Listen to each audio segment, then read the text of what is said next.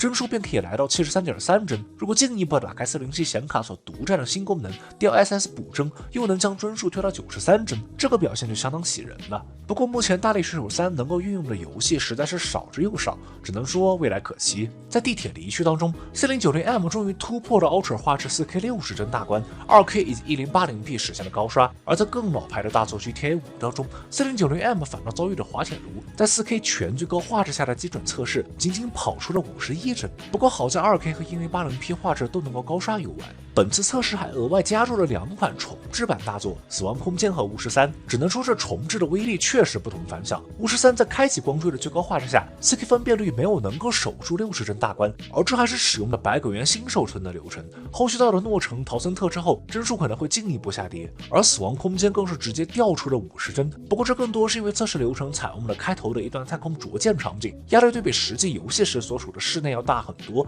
因此仅作为一个参考。网游部分，地平线5在 1080P 下跑出了 48% 的优势，在 2K 当中提升幅度更是来到 58%，2K 极端画质高刷已然不是问题，甚至 4K 下也可以获得108的平均帧数。GT77 HX 上跑原始分辨率可谓轻轻松松。而在彩虹6号当中，由于上一代帧数已经很高了，因此进步的空间并不大。1080P 下只有 11% 的提升， 2K 下则有 31%， 而提升更小的还有 CSGO。1080P 下的帧数优势仅有 3%， 我个人猜测内存在之中造成了较大的瓶颈，之后 G178 的评测将会解答这个疑问。本次网游测试还加入了战争雷霆，不过显然这个游戏对于这样的配置来说太过于轻松了。运行电影画质的陆战测试，连 4K 分辨率下都实现了198的平均帧，1% low 帧都高达132，4K 高刷可以说根本难不倒它。最终综合6款游戏，13980 HX 加 4090M 对比12900 HX 加3080 Ti，1080P 下平均帧数提升 35.99%，1440P 下提升 42%，这还是完全规避了 DLSS、光追等407优势的纯光栅性能提升。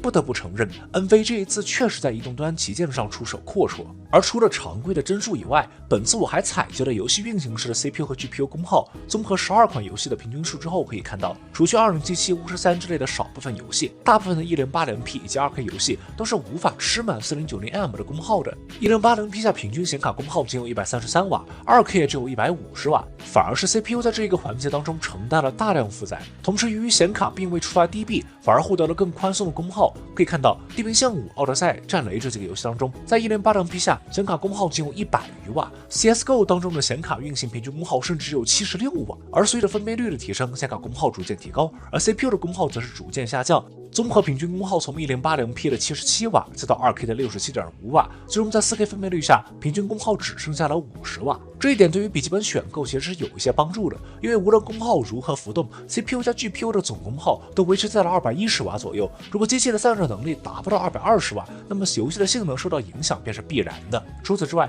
从这个功耗浮动当中也可以看出，对于满足于 1080P 和 2K 的玩家来说，显卡部分的功耗不满血，造成的影响也会相对有限。如果想要享受 4K 游戏的玩家，显卡不仅需要单烤满血，双烤之后也能够满血，这一点也必须纳入考虑。看完了性能部分，我们重新回到 GT77 HX 本身，相信对于笔电模具较为关注的观众，一眼就能够看出这一代77 HX 几乎完全沿用了上一代 GT77 的模具，宽厚的机身、健硕的翘臀，以及 A 面的 RGB 垄断 logo， 外观的冲击力十足。AC 面继续采用金属冲压材质，B 面中框以及机身则采用塑料，地面主体为塑料，进风处镶嵌了一块金属面板，外观整体和去年的 GT77 几乎没有区别。打开屏幕，背面上方的摄像头继续保有 Windows Hello 人脸识别的同时，增加了物理开关，画质则还是 720P。屏幕部分则是这一次 GT77 HX 一个重大升级，虽然仍然为16:9的屏幕，但是本次微星为它配备了 4K 144Hz 的 Mini LED 面板，官方宣称支持 HDR1000 10比特，对比度100:1，同时色域覆盖100P3 Kelvin 认证，以及搭载 MSI True Color 校色以及色域切换，可以说 buff 叠满。在 IDA64 当中显示屏幕为友达生产，尺寸为17.2寸，但是无法在网上找到面板信息。根据 NBC 的评测，屏幕为鱼鳞状的 RGB 排列，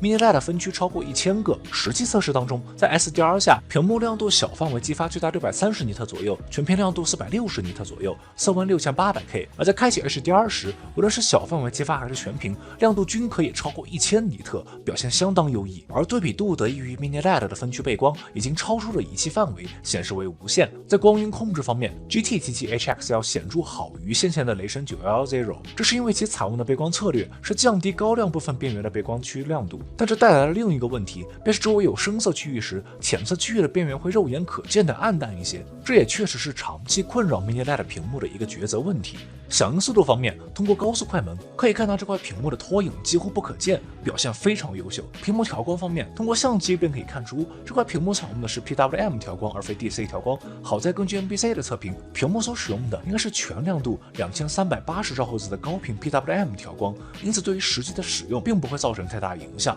而在 C 面部分 ，GT77 HX 继续沿用了手感卓越的 Cherry MX 键盘，左侧小尺寸全高方向键和小键盘也得到了延续，右下角的指纹识别也没有缺席，两侧的庞大扬声器开孔和四扬声器的优秀外放同样得到了保留。可以说，除去贴纸之外，键盘面与上一代别无二致。然而在保留了这些优点的同时，尾部的 RGB 大鼓励，键盘的 RGB 灯光亮度见光死，灯质为紫色和绿色混合，这些我上一代便吐槽过的缺陷被一并留存了下来。外部接口方面 ，GT77 HX 配备了3个 USB 3.2正2，也就是10Gbps 的 USB-A 口，2个雷电4接口，RJ45网口 HDMI 接口 ，Mini P 读卡器。与上一代不同的是，2个雷电4接口当中有一个支持了100瓦 PD 充电。虽然给这么大的家伙插 PD 充电，有些小马开大车的意思，但是有总是好的。而内部扩展性上，微星再一次让我失望了。我并不是说当前的4英寸插槽、3硬盘插槽不够用，而是对比上一代，内部扩展性居然缩水了。可以看到 GT77 HX 的内部布局和上一代相比，在显卡部分的散热有些许改动，增加了一条贯穿整个散热模组的热管，而正是这条热管挤掉了属于原本第4个硬盘的空间，让原本冠绝群雄的4+4扩展性变成了4+3。我不太清楚到底是什么原因能够让微星用一个宝贵的硬盘位来换一个没有任何显著作用的热管。我所能够想到的只有老黄对串联散热的强制要求。硬盘跑分方面 ，GT77 HX 出厂便搭载了2根2T 的 PM9A1组成 RAID 0，顺序读写确实非常暴力，但是20嘛，想必懂的都懂。个人建议到手之后进行整改。接下来是烤机环节，26度室温垫高，开启极致模式下，单烤 FPU 时 CPU 135瓦87度，大核频率4.6至4.7 吉赫兹，小核频率3.6至3.7吉赫兹，噪音57分贝。开启双烤之后，功耗稳定维持75+175，此时 CPU 封装温度78至79度，大核频率3.5至3.7 吉赫兹，小核频率2.9至3吉赫兹，显卡核心温度74度，频率1.7至1.8 G，噪音在开始双烤时能够维持一小段时间的55分贝。最后再次上升来到57分贝，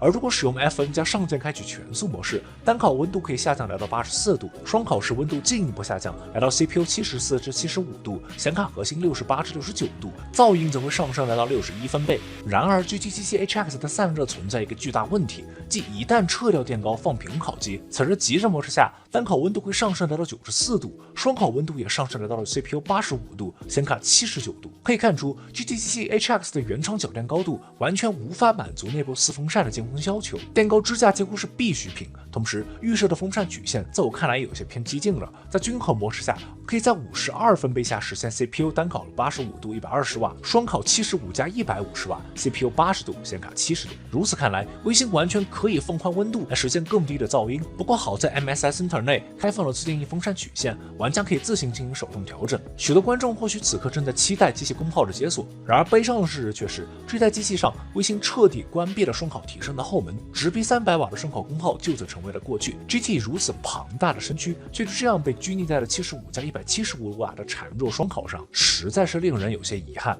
除此之外，内存部分的设置也存在问题。前文提到了 GT77 HX 原厂仅标配了4800兆赫兹内存，且只运行在4000兆赫兹。此时 i.64 的内存效能可谓是惨不忍睹。然而，如果将原装的4800兆赫兹3星内存换成为5600兆赫兹的海力士之后，此时再运行 i.64 内存测试，可以看到无论是带宽还是延迟都得到了巨大的提升。这证明平台是完全有能力去驾驭更高内存频率的。然而，微星和 Intel 并没有为此做任何的努力来帮助玩家实现这一一点，具体表现便是更改内存会带来开机时间的大幅度延长，短则2-3分钟，长则7-8分钟，这对于使用会带来极为严重的障碍。这个问题在上一代就已经暴露了出来。1690的 HX 的 GT77出厂时电算频率仅有3600兆赫兹，而时隔1年，无论是 Intel 还是微星，显然对这个问题都没有任何的改善，这就让人有些难以接受了。更令人昏厥的是，这一代的 GT77 HX BIOS 内 CPU 和内存的超频同时开启后，机器便会直接黑屏变砖。这意味着，即使是愿意折腾的消费者，也必须在高电压的弱级 CPU 和低频率的垃圾内存效能之间2选1。这对于微星这样的主板大厂来说，是绝对不应该出现的问题。希望后续能够在 BIOS 更新当中尽快解决。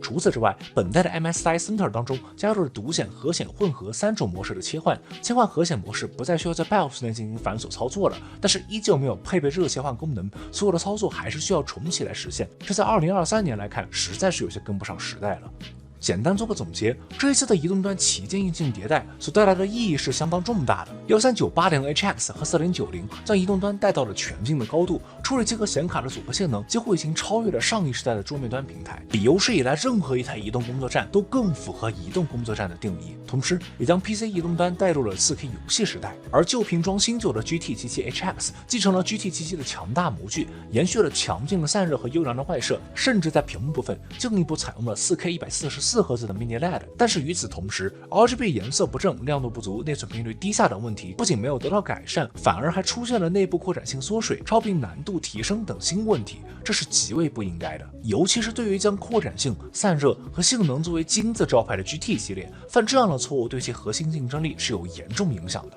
不过即使如此，我对于 GT77 HX 的不满，也只是因为它没有能够达到我对于新 GT 的预期。如果与其他品牌产品横比，我们依旧无法否认 GT77 HX 依旧是目前2023年旗舰产品当中性能释放最强劲、散热最优秀、扩展性最强、外设最顶级的笔电之一。换言之，我对于 GT77 HX 的评价，并不是因为它不是一台好的旗舰笔电，只是因为它距离一台好的 GT 尚且存在差距。